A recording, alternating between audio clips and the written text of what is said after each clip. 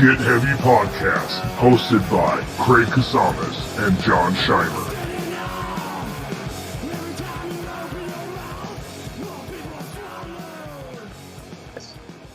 Today's podcast, we had the privilege of interviewing someone that neither of us had ever met, Alex, the Death Traitor himself, owner and proprietor of Death Traitor clothing. You can find him on Instagram.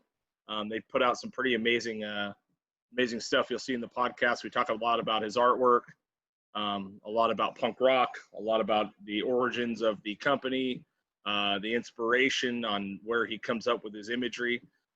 It's a pretty wild stuff. It seems to push the envelope a little bit and kind of push the boundaries of what, a punk rock brand could be, essentially. He's also the singer of a band called L.O.T.I.O.N.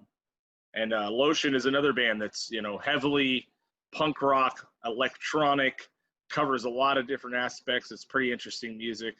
So you guys can check that out on your own time. It was a pleasure talking to him, and it was a pleasure meeting him.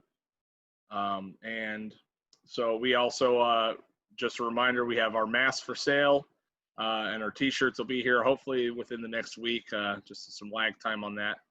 So go to getheavypodcast.bigcartel.com for the information there. And then also you can subscribe to our Patreon, $1 a month. There's multiple tiers, get you different stuff, but $1 a month basically gets you bonus episodes, early access to the episodes, and a bunch more information. So enjoy the episode. Thank you. It's just that mentality of letting shit like that just fly. I miss it personally. Oh, dude. I miss the chaos of I'm born and raised in the desert, so I miss throwing caution into the wind, Right. Well, everything's a little bit of calculated risk, or you don't want anyone to die. I mean, it's not. Yeah, exactly. You don't want anyone to die. You don't want people flying off into the rocks and shit like that. But in order to really have fun, man, you gotta break some eggs, right? Right. Same thing with like gigs, when you've got a ton of people squeezed into a basement that's probably doesn't have enough fire exits and definitely is illegal. That's where the best shit happens. And same thing, yeah. 99 out of times it's all good anyway. Occasionally, fucked up shit happens, so that's kind of the risk we all take to get a little, excitement in your life. Oh yeah, dude. I mean, there's been many times where I've packed into a barn. I remember we went and watched when tragedy first broke. It was the big news, when that shit happened, and they were supposed to play a really big warehouse, you know what I mean? And it all fell through. The whole show fell through. So this brave soldier of a child basically said, "Hey, I have this weird shack in the back of my parents' house. They can totally play in that." And dude, I got there and there was 500 people in a literal 12 by 12 space. You know what I mean? Yeah. And I'm saying 50 people packed and 500 in the house and in the streets. And it was, I have never felt more it wasn't scary or anything, but I was holy shit, man, this is dangerous. The walls were bowing from the shack. You could see it as they were playing. Yeah. Hell yeah. I miss danger. I miss danger. The most of it. I miss anything right now. Yeah. The driest, how is it? How are things in New York City holding up? We talked with a friend of ours on here at the beginning of COVID, and he lives in Manhattan. Yeah. And he was just telling us about how everything's just pretty much on lockdown. That was 5 months ago, Craig? Yeah. What's it like now? Now it's a little more open, lots of bars have and you can do a little bit of things. Right. So we're able to in the service industry being able to do a little bit of work. And I think starting today, actually, they're doing 25% indoor seating on bars and restaurants. Wow. So it's been a little bit returned to normal-ish like that. We don't even have that out here. Here we're back anytime soon, Yeah, we're not allowed to be inside pretty much with anything for anyone. Yeah. Stores, fucking the big stores are allowed to be open. Yeah. Even personally, I'm fine with the outdoor seating, but even there's nowhere I need to go inside so bad. I'm gonna like, you know, No, wait and get no. like the 20%. It's an unnecessary. It's Well, one of that'll those change things when like when the cold comes, though, right? You know what I mean? Yeah, that's Everyone's for gonna sure. really fucking pissed. Yeah, that's gonna be, you know, a bizarre scene when it just the cold hits and no one can really go out anywhere and be warm, so everyone's gonna be at home going crazy. Yeah. So you do Death Traders. Death Traders, what would you describe Death Traders as? Like, do you consider it a clothing line? Do you consider, like, what do you consider it?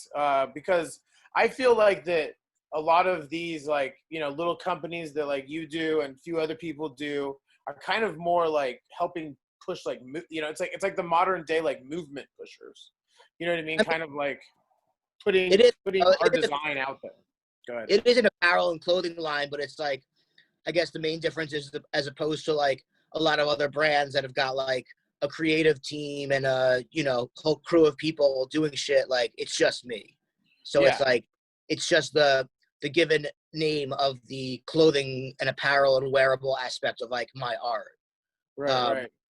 So, Did you know, did and that, how did it get started? Like, how did you start, or did you go to school for design or anything like that, or are you, I mean, like, we're all punks and like I love punk shit and I've loved doing punk shit throughout life. Is this just like a punk shit that turned into this? You know what I mean? Is it something like maybe you've kind of always done and then you found out an avenue of being able to give it to other people? well, my father is a painter. He was a photographer when I grew up. So I was always exposed to art even before getting into music. So I kind of always had that background. And then as I got older, you know, punk was the thing for me that really like got me really excited about just any sort of creative thing, you know, that I felt connected to on my own, besides like liking going to museum and looking at shit. And that was the thing that really like talked to me. Yeah. So pretty early on, you know, when I discovered like, you know, the fashion along with the music of punk, I, you know, decided like that was something I wanted to try, is, you know, making clothes and t-shirts and graphics and stuff for, you know, shirts that weren't necessarily bands, but just my own label. Right. What were You know, those early bands that you found? I mean, that really spoke to you. I mean, stuff like, you know, Vivian Westwood and like the early Sex Pistols, like Sex Seditionary Shop. You know, obviously like all the classic bands, you know, like Misfits, Ramones, like, you know, all the way to all the UK82 stuff, like all that art in general influenced me. But I think the idea of like, you know, having a label or having a shirt brand that is something a punk would want to wear that wasn't a band shirt, that also didn't just have a brand name stuck all over it or whatever, you know, like making it kind of like those weird skull shirts you just buy on St. Mark's Place or buy in some like head shop or whatever that weren't branded. It's like, yeah, this is just a badass shirt.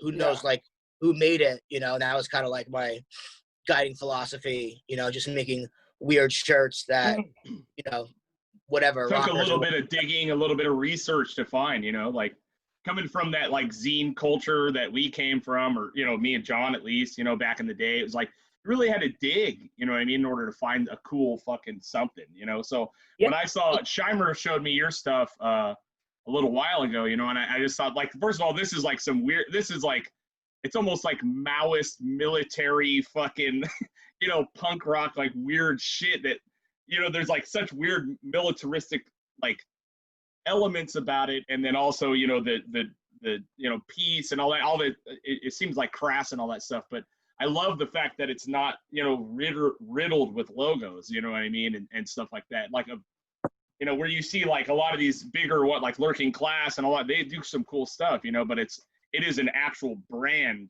now, you know what I mean? Whereas I love that like you keep it totally like, you're like, it's like the element of the message or just the imagery, and it just speaks, you know? Right. It's like, you know, especially in terms of like branding and stuff, like, because I'm just the only person making everything, the branding is in the style in itself.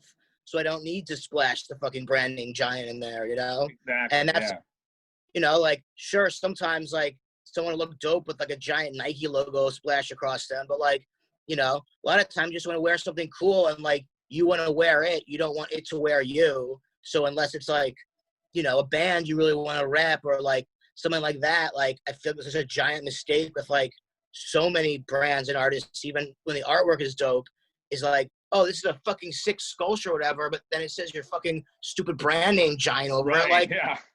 you walk billboard, you know, like let the Yeah. person with the shirt and like, you know, it should advertise on its own. Like if someone really like thinks it's dope, they can ask or like shit like that, you know?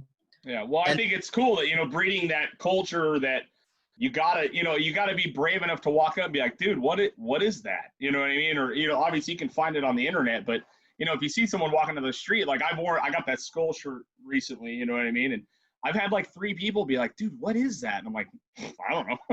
You know, Yeah. it's like, I mean, I could go into it, but hey, stranger on the road, like I just tell them the name and find it on Instagram, you know what I mean? Now it's on them, you know, like I love that. Right. Or for, you know, people get so obsessed with like branding and you know, getting your name out there and yada, yada, yada. And it's like, my philosophy has always been like, just make something really fucking dope. And like, if you're stoked on it and you think it's like something rad, like people want cool shit, you know, and they'll seek it out and they'll find you, but spend your time making that thing and making it awesome and honing your skills, not like marketing or like, you know, and that kind of like climbing. And the thing is, aging punks, which is like what I consider us. I don't know how old you necessarily are. I'm almost 40. Yeah, I'm 30. Yeah. We're all like hitting that point. Like we want to wear cool shit that doesn't require us wearing like putting on like our battle armor, our punk battle armor. You know what I mean? Yeah. Like I want to wear like a t-shirt that like I could buy. And this is me being old. That I want to wear around the house. You know what I mean? Like you know, like usually, you know, you're not gonna wear your vest laying around the house, but like this kind of cool stuff like that you make and that I really did. You know, I mean, my favorite thing is I bought the Extreme Violence red shorts. I bought those a while back, and I wear them everywhere. And everyone's always like, "What's up with these shorts right here?" And I'm like, "Dude, like I never thought that I would ever be into shorts." Yeah. But literally, like, you know what I mean? Like it's one of those things where I'm like, a lot of people tell me the thing that like, oh, these are the first shorts I've ever bought, you know, and that was kind of a cool little niche thing that I kind of discovered. I was like, yeah, like there's no one making like cool shorts that like some like, you know, rock or like punk kid would want to wear when it's too fucking hot out to wear pants, you know, like yeah. And I don't want to wear like cut off denim, you know, that's not my vibe, you know. I'd rather wear just some weird, like almost martial arts, like boxing inspired. Yeah, because they are like a fighting type of, you know what I mean? It's almost like a boxer like type. Actually, mine came today. I was pretty stoked actually. Hell yeah. But yeah, that's a weird thing. Like maybe 5-6 into doing the brand, I had the idea to do it, and there wasn't really any, you know, one else doing anything similar, and it wound up being probably of everything my most popular item, you know, like people, you know, always are asking about when's the new shorts coming out, like, and you know, that was just kind of a happy accident of something that's like been really cool, you know. That's rad. Yeah, that's rad. Yeah, it's definitely like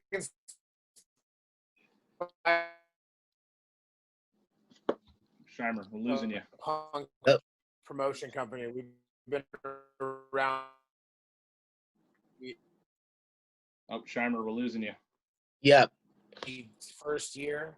Oh, and the 31st year, and we're gonna talking start about doing Numbskull. I don't think they heard you. Did you hear him? I didn't hear him. No, you cut out. Losing me? Yeah, I'm losing you. We're losing you. Anyway, but he was saying that he works for Numbskull, which is a big promotion company. You know, it's all punk rock, and you know what I mean. They've 30 years. He said, John. Now. Oh well. No, out, dude. He fucking quitter. Yeah. No, I'm switching Wi-Fi's. Switching Wi-Fi's. Anyway, yeah. Switching Wi-Fi's. I mean, it's always like, anyway, I dig the shit, man. That's what spawned me reaching out. You know what I mean? Because Shimer's been telling me about it for a long time, and I looked at it, and you know, I like the stuff and all that, and then I figured, fuck it, throw a shot in the dark, see what happens. You know what I mean? And, no, but what I was saying though is like we have this punk promotion company. There's only a few of us that work there. We put on shows. It's very DIY, very fucking like we get offered to be bought out all the time. Like Live Nation tries to buy us. All these things try to buy us. We're like, nope, fuck no.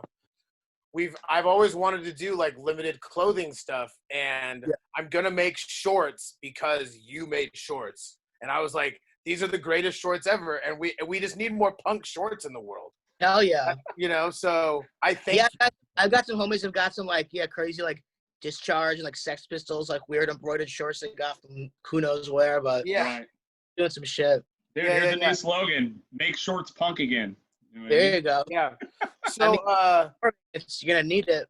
Yeah. Right. So the real way that I discovered your company though is actually through your band, L.O.T.I.O.N. I don't know how I discovered it. It must have been like on like someone might have shared it like from Spotify or something like that. But I checked it out and it was I mean, like, I didn't even know what to do with it the first time I heard it. I was like, this is the most punk thing ever because I have no idea what the fuck is going on. Yeah. You know what I mean? Like I feel like that's like what like, you know, people back in the day would feel when they would hear punk for the first time of just like, what the fuck is this? And you're like, I was like, oh my God, this is fucking amazing. Like, have you always been inspired of like that type of music? Has that always been like how did you get into that kind of music? Is that your first band? Have you done bands before?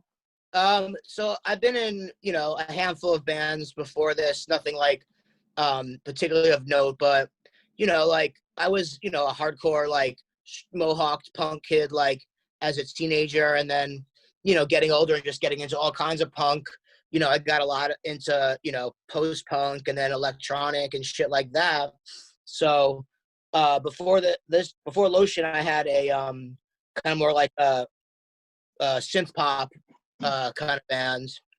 And then when I met Ty, the guitarist, you know, and I found out that he also was kind of into like electronic shit. We were like, well, let's try some, you know, punk techno shit. And it kind of just, you know, grew from there.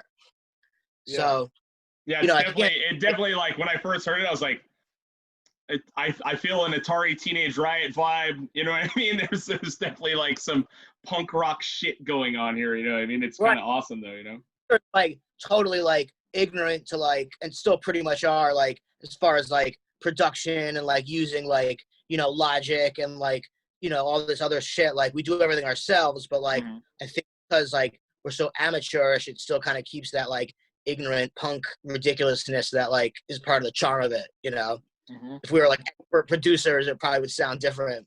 Right. Well, it wouldn't be the same. I mean, you know, it just wouldn't be the same because it's so raw and gnarly. You know what I mean? It has like everything's like a raw frequency and a nasty fucking sound to it. You know what I mean? And it's so fun, and like I think one of the reasons we've been able to like, you know, do so well and continue to be a band and continue to be so creative is because it's so fun. And like every time we do it, it's just like, well, what the hell can we like figure out or mess with or discover now? You know, it's always just like really is like is it like every show? Like, I mean, like the songs probably change like every show because you're able to kind of do that in that realm, I would think. Like, yeah, are you able to yeah, go ahead. Our drummer's got live triggers on like the snare and the kick drum, and then he's got a sampler pad also. So he's been able for every song he can, you know, sample and trigger all the fucking electronics we do and kind of just really wild shit. That's awesome. Do you one of those bands that kind of like when you guys play? Because like I tour with bands. That's another thing I do for like in the real world for a living. I mean, I would imagine like if you were to go on tour with a band, in 2020, there's not much that sounds like that. But like, I just picture like you going places and playing, and people just going like, "Holy shit, that was awesome." You know what I mean? Like, do you get a lot of that because it's on that cusp? You know what I mean? It's one of those things where I feel like it's just ahead of its time. And we definitely, you know, I've been flattered to hear a lot of people, like, come up to me after sets and be like, you know, I heard the record and liked it, or I heard you guys were cool, and like that was like, you know, insane, next level or whatever. Yeah. Particularly when we played like the West Coast for the first time, you know, there were fucking teenagers there, like with like lotion patches, like going crazy and shit, and like, you know, that's the exciting thing is to see like younger kids like stoked and shit. But Yeah. Well, and it's crazy with the younger kids too, because they're, you know, we've talked about this a bunch, you know, genres are fucking dead. It's done. You know what I mean? So you have the ability to capture the same kids that are listening to like that ghost main band or horror and all these like weird hip hop elements weaved in, you know what I mean? So I've been tripping out realizing like how out of touch I am, you know what I mean? Shimer usually kind of lets me know what's going on, but when I see bands like that, you're like, dude, this is the new punk. I mean, this is the music that no one understands. No one fucking gets it except for the kids, and they get it. And it doesn't matter if you do because you're fucking old. You know what I mean? Yeah.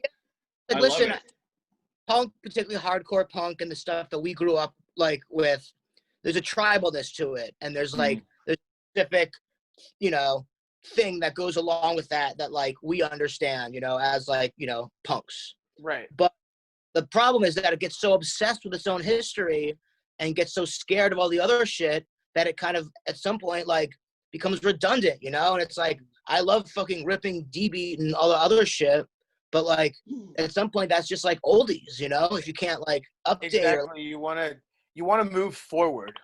Yeah. You want to keep, like, you don't, you know, like, you don't ever want to be like, oh, well, music hasn't been good for, like, 10 years. Right, that's your fault. It's like music is always good. Music is always happening, and there's always gonna be a thing. You're just not keeping up on it. Like, listen, I got into like, you know, real punk bands because like I saw Rancid on MTV, and I looked at their like Subhumans and Casualty stickers, and like, you know, discovered like the world of punk and shit. Yeah, and I think like.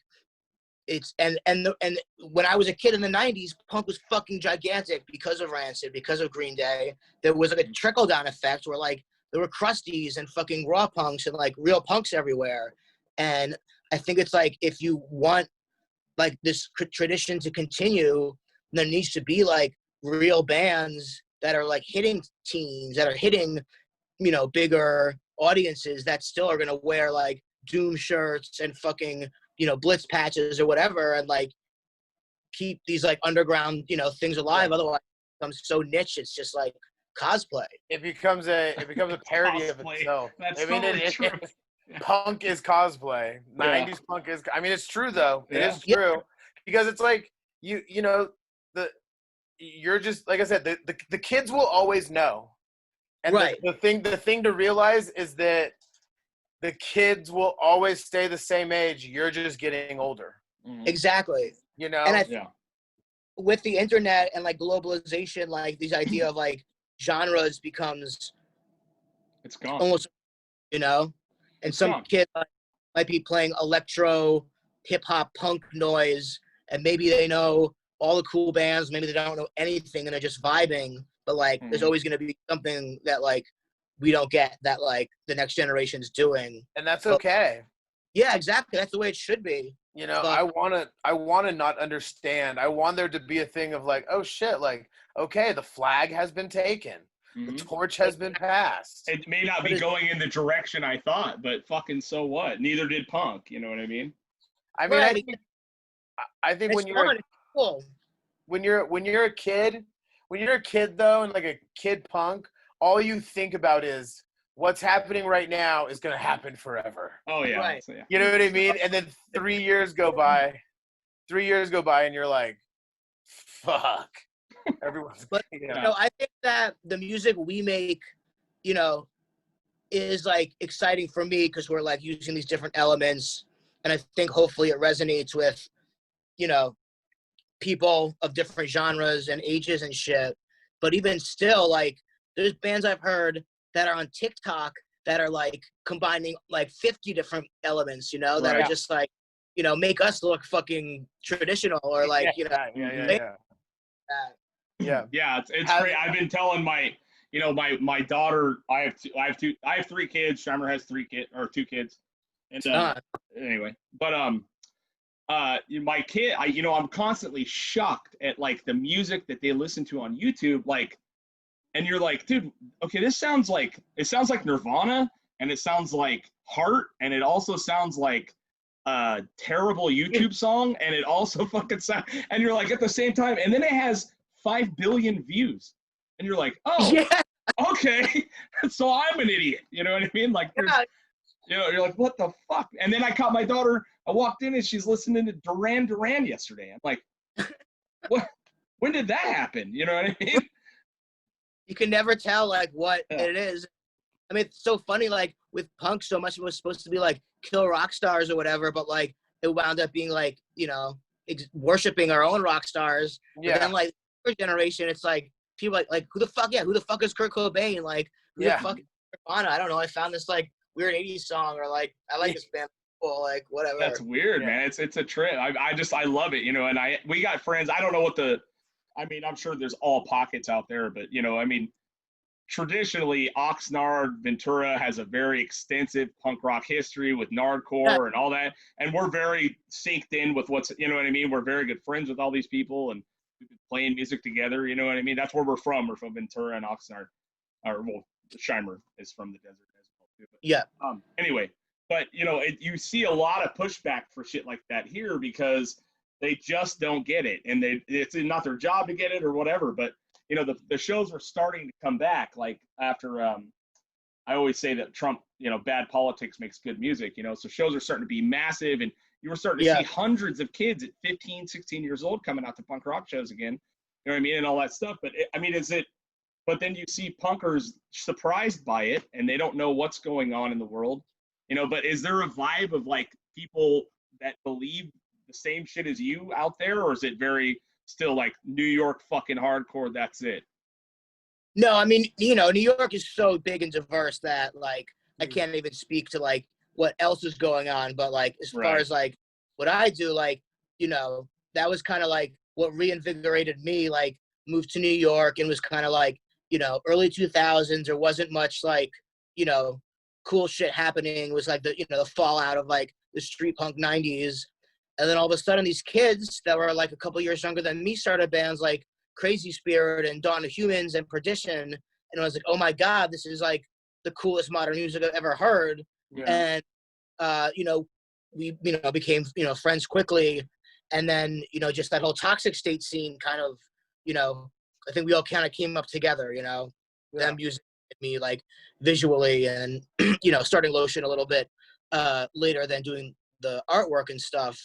But yeah, I mean, I feel there's both that, you know, immediate community of like my peers that are like all on the same page, and then, you know, getting older and seeing the younger, you know, groups come in, and now there's like a younger group of like, you know, crustier, like queer anarchist kids that are just like super awesome and like engaged in politics and like doing shit, and like, you know, we all get along well. And there's like even younger Gen Z kids that are into like gabber, techno, hardcore, whatever that like you know care about, but like they seem dope, and like you know, hopefully like, you know, can like get to know each other. Yeah, it's like now you could go to a show,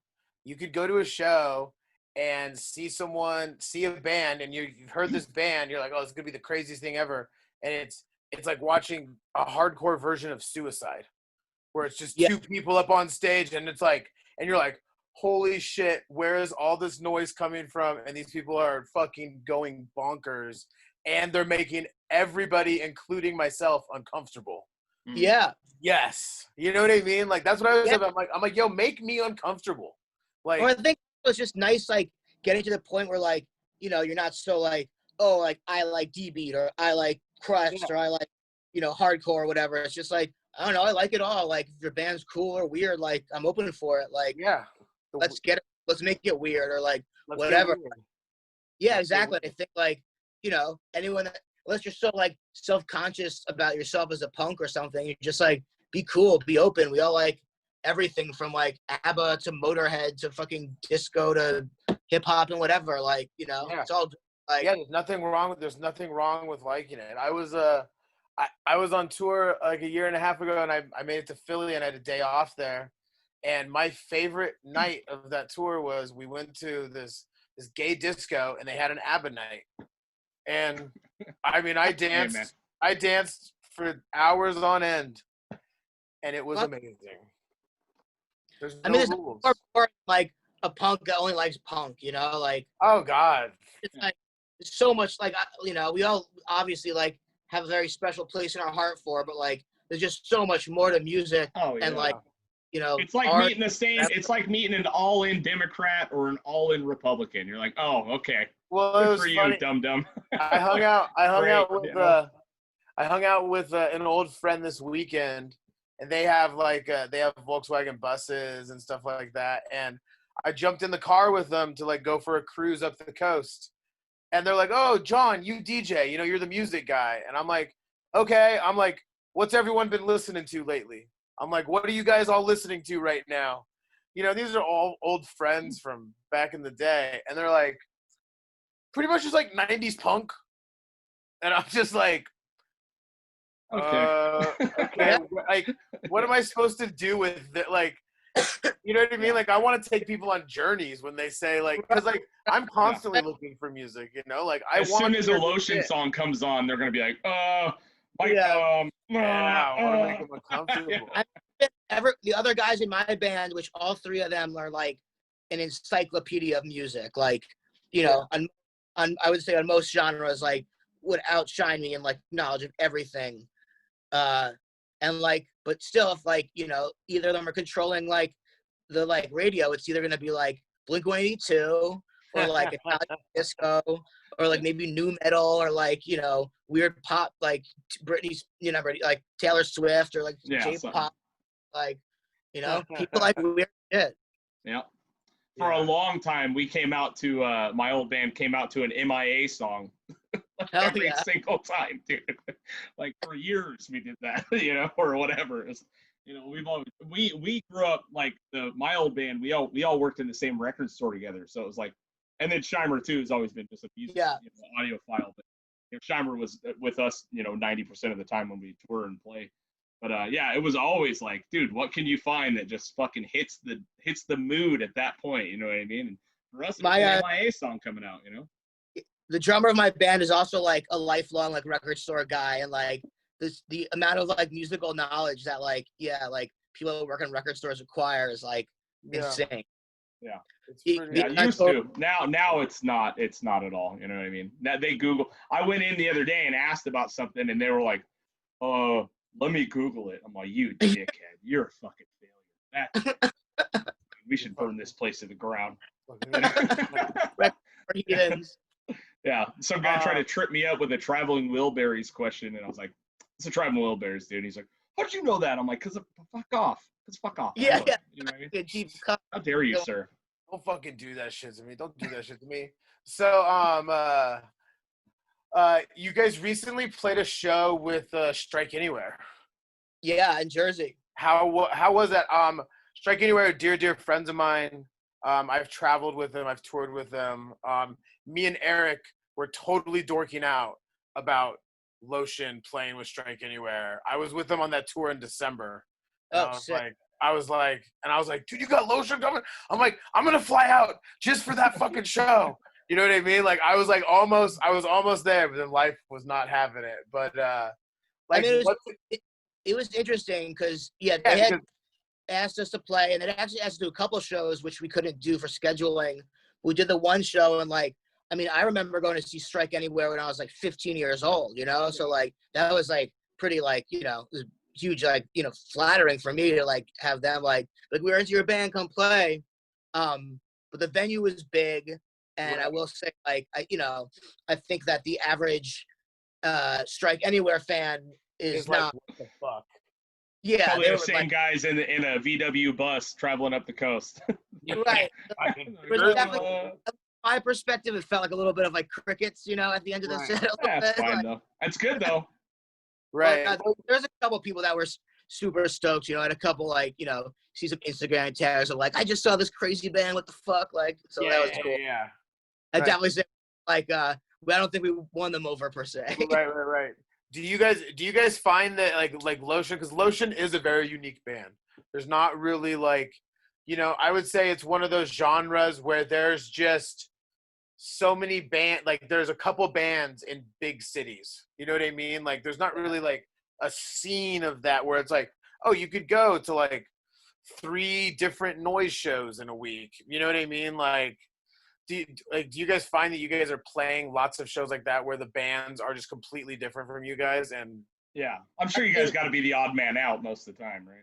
Yeah, I mean, a lot of times, like the connection is more like personal, you know, especially in New York. It's like we're playing with our friends' bands, not necessarily bands that sound like us. But like, as long as like if we're headlining and like people are coming out to see us, then like people know it's coming and like it goes great. But like the handful of times when like we've been the opener to see something else, like usually it's like, you know, a little bit confusing for people or whatever. Yeah. You know what though? I used to find, because my old band was kind of in the middle of a lot of different genres, and I used to find pretty good solace being like that weird act that like doesn't fit.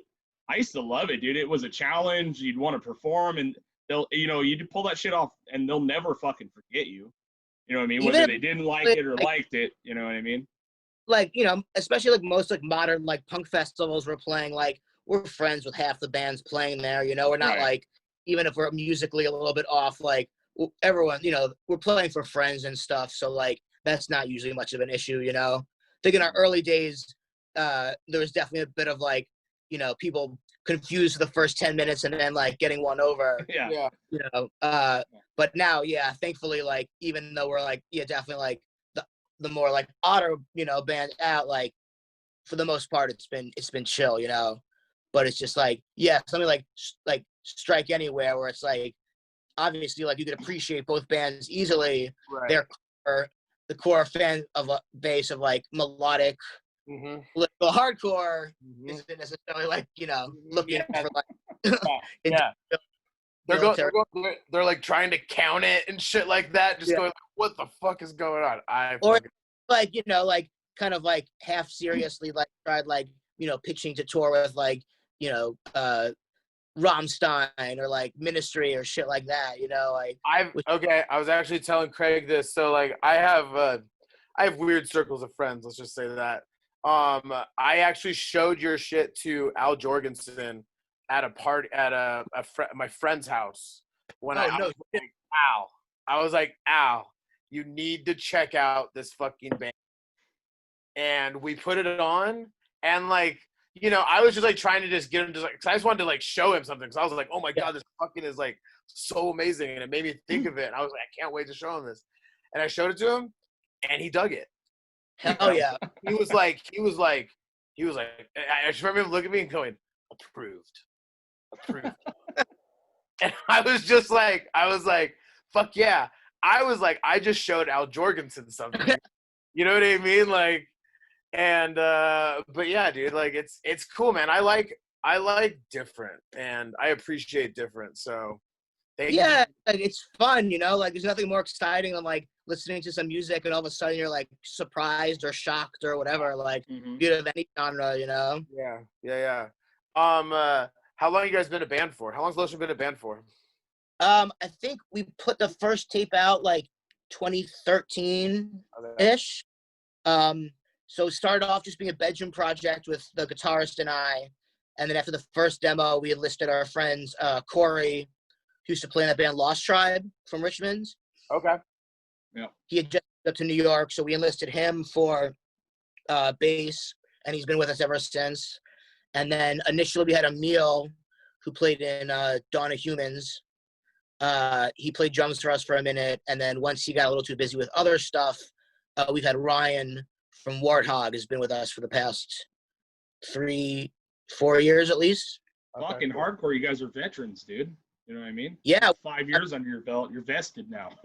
Yeah, it's been pretty amazing, you know. Haven't really like been pretty surprised that it's been able to like last this long, but I've just never been in a band full of just people that like it's easy, you know. Right. It's important. It's important, dude, when you get into a band that's easy to operate in. You know what I mean? It's you know, I've been in a couple bands where it's like you got members that are just nightmares.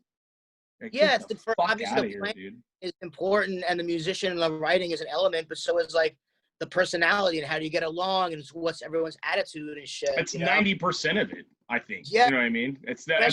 That goes towards the longevity for sure. You know. What'd you do? Did you spill something? I saw you like give a fuck look over to your left. Oh no, I was just looking to see if I had any more joint stuff or to roll a fresh one. Oh, you're like, all right, word. Fresh it up. I feel that. Actually, I'm gonna go get my bong. Actually, I just switched rooms because my roommates came home at one point. So. But I feel, pretty fucking blessed in that, like, having so many friends and bands and hearing all their crazy stories about getting in fights or people just being ridiculous on tour. And, certainly we all have our moments, but for the most part, I've been, to Japan, to Europe, to, Mexico, West Coast, Canada, like all over with these guys. And like, it's all just fucking, good times and pretty easy. Now, I wanted to ask, like, when you start to design something, like for whether it's Death Traitors or just for, whatever, for art, like, does it start with drawing? Does it start with computer? Or is it, I mean, how do you usually approach? Because I've seen like obviously there's a lot of Japanese writing and stuff in there, you know what I mean? Stuff like that. I mean, do you pull, like, is there an image you pull from that you think is a cool layout or something? Or how do you approach stuff like that? And the process is always kind of different depending on like, what it is and what's in my head. But a lot of times, I'll mock something up, on the computer with my reference, either sketches or drawings or whatever. And then, I'll kind of grid it out and do a sketch and then maybe scan that sketch and lay out some type over it. So there's a lot of back and forth between full drawing and then digital, editing if I need to. But at this point, unless the image is like purely created on the computer, I try to like I try not to like have a corrected digital piece, like the, finish the drawing, scan that or whatever. But where does it start? I mean, what is it like? What is it about your aesthetic style? Like what grabs your attention in order for you to create? You know what I mean? I mean, sometimes it's just like pulling it out of the ether, Mm-hmm. or a lot of it's, doodling is so important, Yeah, like, you draw a lot, just sketch. Yeah, let your mind go, like, there's that, or there's like, I'm always looking and ingesting all the time, like at any point, like either if I'm like, looking shit online or walking around and I take a photo of something, like I'm always taking visual logs of things that excite me. Yeah. So, sometimes, inspiration comes from just clicking file of shit and be like, oh, I love like the way this, arrow goes through this head. Like, let me, be influenced by that basic layout or design from that. Or sometimes the concept is more about like a topic, like, oh, I want to do something about like COVID or like the virus or, something like that. And think about ways to do that. But yeah, it's like, can always be like kind of from a bunch of different parts of the brain, really, about where both the concept comes from and even how it gets developed. Because sometimes I've got it in my head and it's just like getting it out there, and sometimes I've got a real loose idea and I'm kind of pushing it around until something happens, and sometimes it winds up being even different than what I thought or what it's. Yeah. I mean, that's cool, man, because I mean, that's kind of how I'm not a visual artist whatsoever. I can't draw to save my life, but when I write riffs, dude, I literally have to sit down and I go into a trance and I just write and I record, and then eventually maybe I'll get back to it or something will spark it, right, and something pushes that along, you know what I mean? And I've had to beat songs out of myself, and I've had them just literally in the middle of the night. You wake up, you're like, fuck, dude, you know what I mean? Yeah. Like, I'll run out of bed and grab a guitar, and my wife's like, you got to be shitting me. I'm like, calm down, hold on, everybody. But even like to use like riff writing as like a metaphor, like sometimes it comes from hours of jamming. Sometimes you're humming to yourself and you just gotta like get it out there. And sometimes you're listening to something and you're like, whoa, that shook me. I want to take that thing and rework it to make it my own using the same principles that make that sick, Yeah. I've been secretly ripping off I Hate God riffs my whole entire career, so it's like it's perfect. Well, there's that one quote from whoever the fuck said it, like, good artists borrow, great artists steal. Right, and Donald Trump said that. That's good. Yeah, but it's not even actually stealing. I think what that really means is that you can take something that moves you, be able to process it through yourself, still use that principle of what excites you, but make it your own. And you're not even like, and at the end of the day, the people don't even know that you're doing that. That's just what human That's the creativity. difference. If you're good at it, people don't know. You know what I mean? Yeah. If you're bad at it, you're the fucking rip-off Banksy artist, Right, or you're the right. you know what I mean, or whatever, you know. That are bad, you know, and that's like, you know, the same way like how like think about how much like Amoebics took from Killing Joke, you know, those Right. drums, guitars, but they just took this like, you know, weird part that like if you know you can clearly hear, but they made it their own so much that you can't say they're a Killing Joke rip-off band, Amoebics, you know, like Yeah. you know, shit like the way that the fucking Ramones, you know, Joey Ramone wanted to be like the Beatles or like doo-wop and shit like that. But, Yeah. Right. yeah. Now, do you actually put out music as well, or do you or is it just your own music and the clothing and stuff? Yeah, I used to have like a small like label distro I did like when I first started out, but at this point I just like don't have, you know, time to do it. That just sounds like a lot. Yeah. Yeah, and that's like, you know, other people I know that have a passion is like doing that. That's like Let someone else do it better. You do it. I'll do this. You do that. Yeah. Yeah, so it's like I've self-released like some of the L.O.T.I.O.N stuff and some other music projects I've done, but for the most part, like L.O.T.I.O.N puts everything out on Toxic State Records, and you know, there's like some other labels that like we work with, but then yeah, because I already have the website set up, I do distro like some music shit that either I or friends make. Cool. So one thing that I wanted to talk about was your dedication to charity, and that is very punk. I mean, like, you know, it's a very punk thing. You know what I mean? Like, is it a point? Is it a point to do you just do certain releases where you dedicate to charity, or what? Like, how do you pick what you donate to? Is it stuff you're close to, stuff you care about? Yeah, I mean, I just, you know, particularly since like the branding is so much based on like political awareness and all this other shit, it's like I want to put my money where my mouth is and actually like give back, you know.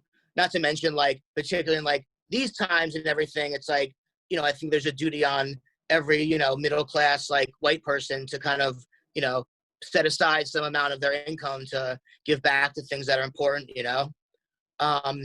So yeah, I kind of, you know, just what I've been doing now is I've been taking older stuff that people have been asking to re-release, stuff that I usually wouldn't, you know, do. So I'll do a one-time re-release. I'll give like, you know, a portion of the, you know, proceeds to like something that's like, you know, important, and that way like everybody wins, you know.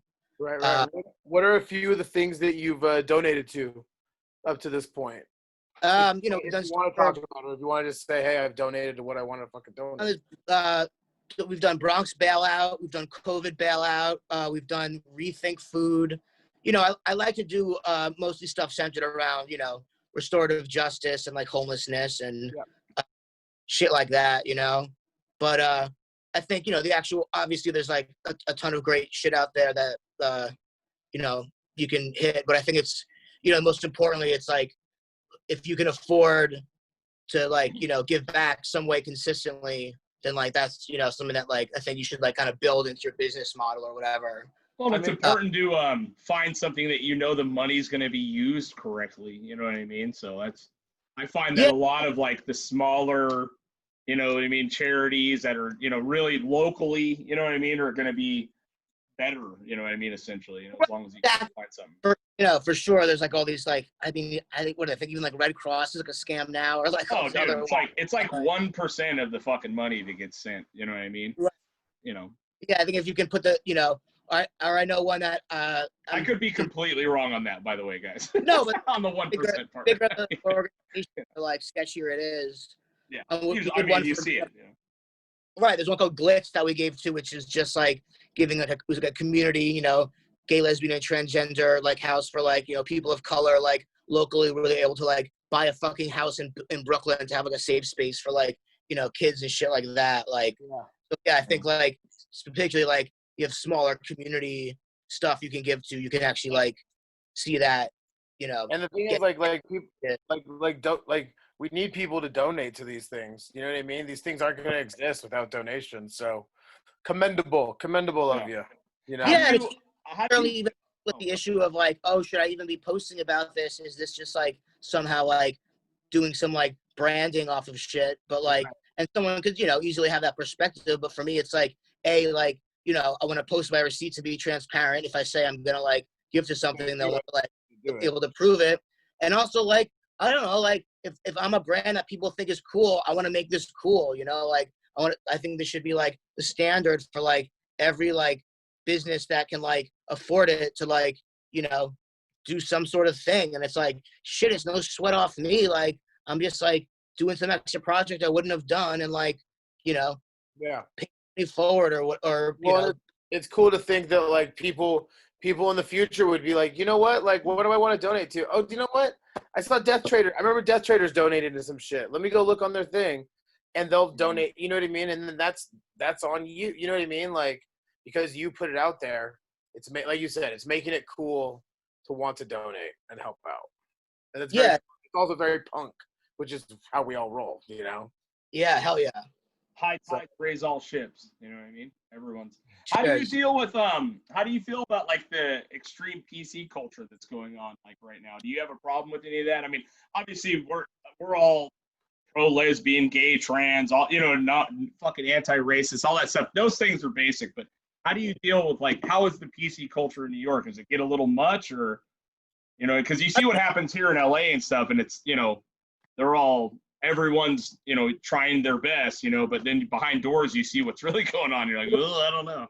I think I had more of a problem with that being a little bit younger because, I think there's an inherent classism that comes with being like accusatory, PC. Because like, listen, like when I grew up, I wouldn't say that things were like particularly fucked up, but like, compared to now, like people were definitely like sexist and homophobic and like low-key racist fuck, and like a lot of people, including myself, that like, you just have to grow. Like, I used to drop the F-bomb when I was a kid like it was nothing. And then at some point I was, you know what, like this is only hurting people that I don't want to hurt. Like this isn't, this is only offending people I don't want to offend. Like, so, and I think that, that kind of, the unproductive part of PC, at least in New York, that I was exposed to, those people kind of matured as well, where we all came to like this like middle ground where it's like, yes, like the street punks were dickheads, and yes, the PC punks were like overly, a little much, like overly policing, Yeah. At this point, thankfully, I'm at a point where I don't feel like particularly like under the gun or stressed about that. But I think also people would view me, I think, more on the side of PC than not. Not in the sense like I'm like out calling out anyone or anything, but like I respect people's pronouns and or even particularly like so. I don't know if you saw the post I made about the Japanese characters. Actually, this was something this is actually something I was gonna bring up to you. And this kind of ties in with this thing that I regret not explaining during that is that this wasn't some like random person that like emailed me, some PC warrior or something that like said they were gonna like boycott me or whatever or call me out. This was an old friend of mine of Asian descent who like texted me and was like, hey bro, like just wanted to like say like I feel like you've been like appropriating Asian, characters for a minute, and I've felt a little weird about it. And then particularly with this last rolling papers box that's like using black and red and gold Chinese New Year's colors, this like seems to be a little bit too far for me. And I was like, you know what? Like, or I said like, do you think so? Like, I've, changed it. I make my own letters out of it, inspired by that. But like, I wanted to like, I'm not trying to like fucking appropriate in a fucked up way anything. Like, let's talk about it. And we had a conversation, Yeah. And he listened, like, I understand it comes from respect, but like, from my perspective, there's a real history of white artists capitalizing on non-white artists' art, and while they're still, second-class citizens or having their own issues getting their art recognized. And I just think that you've, in my opinion, it's like time to move on. And I was like, you know what? I hear you. It's not a problem for me to like switch it up. Mm-hmm. you know? Now, what was the thing with the colors though? Was that the biggest part? Well, no, because it's the Chinese New Year's. So it was kind of this unfortunate accident where I Yeah. had already done the rolling papers in black and gold, and then I wanted to switch up the colors, so I did red and gold. Just that looks cool. But red and gold is the traditional colors of Chinese New Year's. So that combined with the kind of Chinese Japanese style lettering. I mean, him, like basically what his friend was basically saying was, you're basically putting out something that looks like a Chinese product, and you're not Chinese. You know what I mean? Yeah. You're a white guy. You're a white guy putting out a Chinese product, and I understand. I understand. I understand what he's saying. I don't necessarily agree with 100% of things. You know what I mean? But I don't necessarily have to agree with it to understand it. or I'll say, after I did that, of all the ignoring all the shit white people have to say, Yeah. of all Asian American, Asian people of Asian descent, people that hit me up, I would say 75 to 80% of them said they either saw no issue with it, or they thought it was cool, or they could see it was a part of influence or whatever. Yeah. And then there's 25 to 30% amount of people that were like, hey, you know what? I always felt a little bit uncomfortable about this, and I really appreciate you like saying something. Yeah. For me, it's like, all right, I don't feel bad about doing it because clearly it wasn't overwhelmingly thought as fucked up. But if there's a segment of people that are bummed on it, I'm happy to switch up, you know? Right, and no Like, loss to you. It's not going to kill your Right. bank account, right? Yeah. Not gonna kill That's anything. what- You know? artist, I'm a designer. It's my job to solve problems. Like, Yeah. so that being said, I have a new letter set that I'm working on, or I worked on. I'm got product coming out with it. That's the same concept of sigils. So, taking a word, taking the English word, taking the letters, making a character out of it. And for that, I wasn't looking at Japanese or any Asian or any other real language. I was looking at like magic symbols and then just like my own creativity. Right. So whatever that, if someone wants to come and say, oh, that looks like X language or whatever, then I will defend it and be like, no, like everything looks like something. This came from my brain. Yeah. I'm not appropriate everything. And this is where I will draw the line as far as like, Yeah. what's okay, Like, not okay to use. well, because it's like it's that fine line of appropriating and respecting and honoring. You know what I mean? Like not necessarily honoring, like, but like respecting. You know what I mean? Like, and that's what I feel you were doing. You were like, "This is cool." There was no ill intent to it, but For sure. But even some still, people, like, regardless of the intent, like there is still came across like this. Yeah.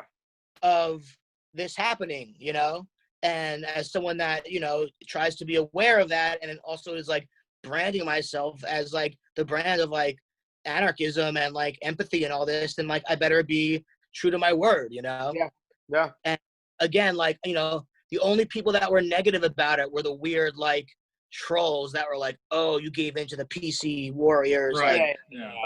Fuck those people. no, man, like I took a challenge to be the most empathetic I could be, to be the most like understanding I could be of people's concerns. And it's another just like thing that's no skin off my neck to like. Right. And it's from a friend. It's from a friend. You know what I mean? Yeah.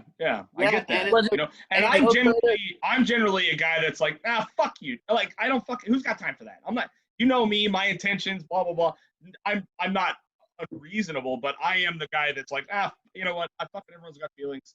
Obviously, I don't want to disrespect the culture, but, coloring on a fucking, rolling papers. But when it's from a friend and it's done right and it's done well and you have the opportunity to change it, you know what I mean? Then there's nothing wrong with that. You know what I mean? Like, and that's the only thing I regret is that like the like statement I made was very like, I think I phrased everything well, but it came off very like cold, and I wish I made it clear that like it wasn't just like some like random like social justice person threatening to cancel me or something. This was like an old that like came at me with like genuine concerns. Right. Someone who like, and there's nothing wrong with that. I mean, right. Because a lot of your images are based in like, it seems like I said, I said Maoist earlier, but because it's that crazy like Rambo military fucking like, you know what I mean? Like, And that's what it does skirt on the lines of Asian culture, whether it's fucking Japanese or Chinese or whatever, So Right. you have to navigate that as best you can, Right. Or I think that I think the line for him particularly came from the actual lettering. Because, like, listen, no one's arguing that you shouldn't be influenced by different cultures and shit like that. But it's like to particularly like take an element where it's like part of the traditional culture. This is like something that's even very articulate, but it's like a feeling you have, like where like, is this someone that's clearly influenced by Asian culture, or is this like fake Asian culture? Right. Right. And there are those mistakes, you know what I mean? Like you see like versions of that all the time, you know what I mean? Like even when like you saw Nancy Pelosi and all those chicks in the African garb, and you're just like, they were trying to do something right, and it's like, you picked the wrong colors. You know what I mean? Exactly. And I think most importantly, there's no weakness in like being able to like accept when you're wrong, or being able to change, or having your mind changed or whatever. Like, and God forbid you fucking change your mind. You know what I mean? Like, Well, don't learn anything around here. Yeah. One thing I've been like, it's okay to go to bed thinking differently than the way you woke up. Right. If you learn something new, you know what I mean? It's okay to learn. Like, the whole point is to fucking keep learning. You know that's what scares me about the PC side is, the PC side is like, they don't want you to learn. They just want you to be done. You know what I mean? But also the other side's gross too. So, it's like, I mean, side their limits of exactly what they, believe and all that. But I think, particularly as like a white dude, it's like there's a lot of stuff that's like ingrained in you that you're going to be defensive of, and it's just listen, even if you don't agree or like decide like to agree with it. Like, there's nothing wrong in just like shutting up and listening, and like honestly, like the more you can like let go of your ego, like the happier you're gonna be. 100%, And like dude. And if someone came out with me with a concern about my art that I like reflected on and didn't agree with, then I would change it and I would defend it. But if I can like reflect on it and understand their position, and it's like no skin off me to just like change this thing, then like nobody's hurt, Yeah, this was never my intention, but I can understand what they're saying. Right. For that, I'm gonna move on.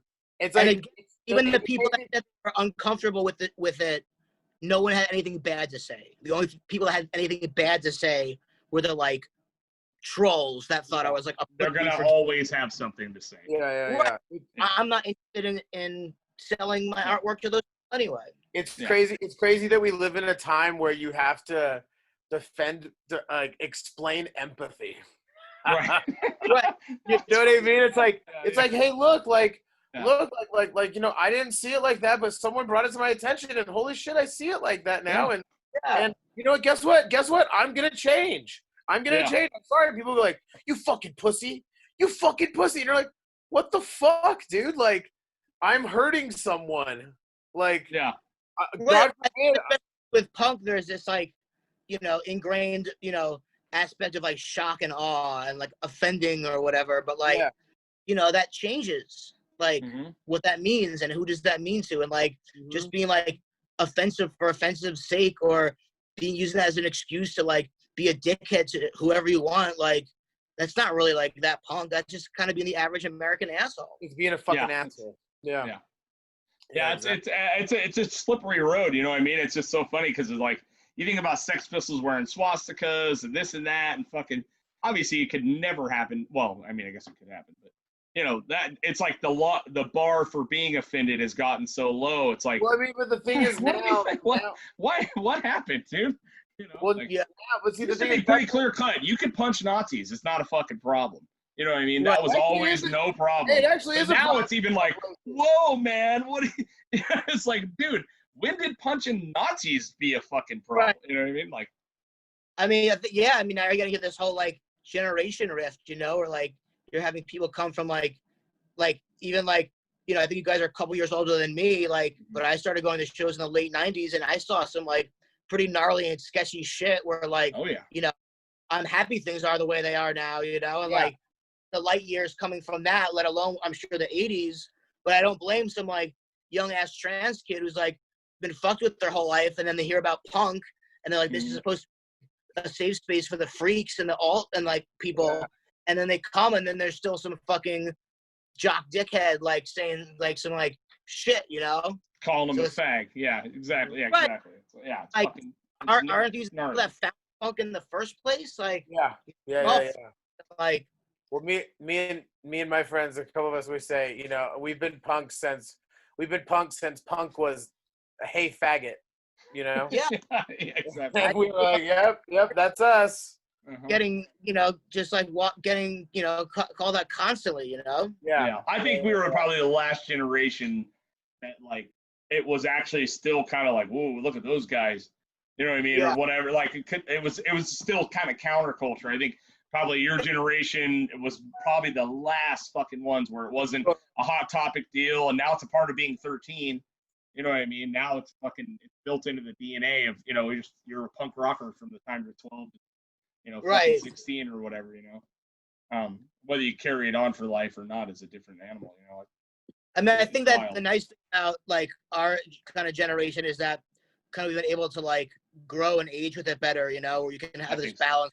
Like, I can still live this culture and like be involved in all that, but also either not be just like a totally regressed like man child, or like, you know, just totally drop out and become a normie. Yeah, and I think honestly, you know, something our generation has done pretty well is like the gatekeepers are gone. You know what I mean? Like and obviously it does happen. You know what I mean? In certain scenes and certain things, but a lot of the gatekeepers are fucking gone, dude. The doors are wide open. You know what I mean? And that's what I loved. I love seeing kids like pushing the boundaries and pushing the limits, and you know, like our bands, like we would always find the young band to play. You know what I mean? And try to get them on a show. You know, because their night playing at, you know, a 200 person capacity fucking club when they've been playing in backyards for, you know, their whole entire career is like, you just made their fucking night. And not only that, you realize that it's okay, you can fucking do it, and you can actually pass the torch to the next generation, and it's, hey, guess what, it's not going to hurt your pocket. You know what I mean? Like, and it's, you know, like a lot of that gatekeeper fucking mentality is gone now, which I like, you know. Yeah, and that's like, you know, do you want to become just some like dated band that like, you know, is of the era you played in, or do you want to be like a classic band that people like remember and like, you know, romanticize? And guess what? It's like the bands you see when you're young and first start going to shows that are the ones that like stick with you, you know? Well, and it's like punk was, for me, you know, I grew up a metalhead, you know what I mean? And metalheads are dickheads, dude. I mean, they're just dicks, you know what I mean? And that's fine. Great music. But what drew me to punk was like, you can actually, first of all, lyric content and all that, you know, I got tired of hearing about, you know, women being ripped apart, you know what I mean, and shit like that. You know, Cannibal Corpse is great, but fuck, dude, how many times can you butcher a child, you know what I mean, or whatever.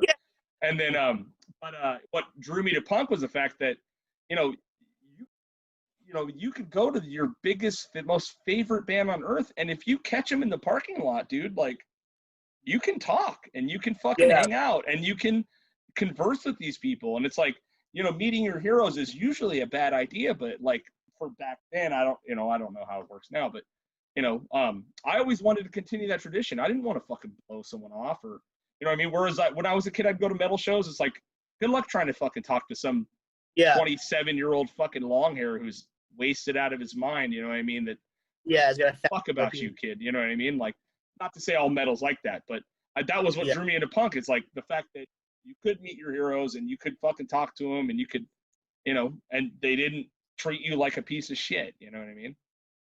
And like, I mean, politically, punk is more relevant, you know, than it ever has been. And like, there's a way, you know, the scenes that we're all like connected with could find a way to like adapt and like embrace like other scenes, and like there could, you know, musically could be like a whole new, you know, crazy renaissance of like all sorts of crazy crossover shit, you know. But especially now with like the accessibility to kids being able to make music in their bedroom.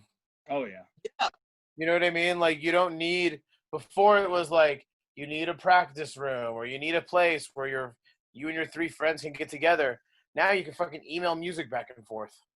I mean, that's how we make our music, you know. It's all done in my bedroom, like shit, and we go to the practice space when we need to like learn a song or like practice for a gig. But as far as writing goes, it's all done in home studio.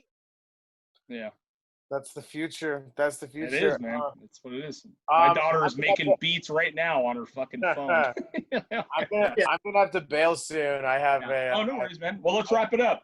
Where can you give us an idea? Where can we find you? Give us all tell your us. stuff. Plug anything you want. Plug it. Plug whatever you want. All right, you can follow Death Traitors on Instagram and check out my work at deathtraitors.com. You can check out L.O.T.I.O.N at L.O.T.I.O.N Multinational Corporation.bandcamp.com and ToxicStateRecords.com. Beautiful, Sweet. man. Sweet. Here, look it. Let me show you that I wasn't lying. I am wearing.